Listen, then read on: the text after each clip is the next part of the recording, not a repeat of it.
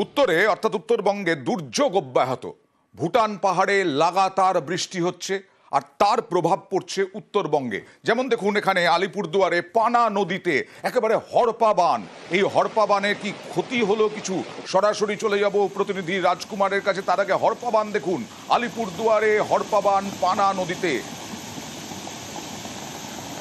হঠাৎ করে জল ভুটান পাহাড়ে, আলিপুরদুয়ার, ধূপগুড়ি এই সমস্ত জায়গায় এরকম নদীতে হঠাৎ করেই এরকম জলের স্রোত এবং বিপদে ফেলে মানুষ সহ বিভিন্নকে। রাজকুমারের সঙ্গে কথা বলবো। রাজকুমার, কোনো কি ক্ষয়ক্ষতির খবর? দেখো অয়ন্দা, এখন পর্যন্ত কোনো রকম ক্ষয়ক্ষতি নেই, তবে কালচিনি ব্লকের যে সেন্ট্রাল ডুয়ার্স, সেই সেন্ট্রাল ডুয়ার্স এলাকা কিন্তু একেবারে জেলার অন্যান্য অংশ থেকে এই যে পানা নদীতে হরপা বান, সেই হরপা বানের জন্য বিচ্ছিন্ন হয়ে রয়েছে।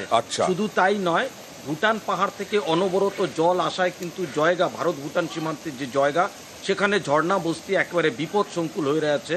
যে ছবি আমরা দেখাচ্ছি সেই ছবি দেখলেই অয়ন্দা বোঝা যাচ্ছে যে আশপাশের এলাকাটা কতটা বিপদ সংকুল।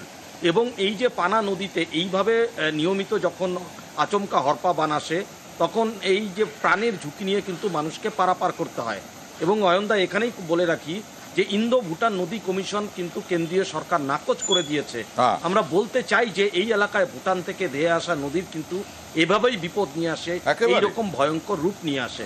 অয়ন্দা, এইভাবে পড়ুয়ারা ঝুঁকি নিয়ে কিভাবে যাতায়াত করতে হয়, এইভাবেই যাতায়াত করতে হয় বিভিন্ন জায়গায় ভুটানের বৃষ্টির জন্য।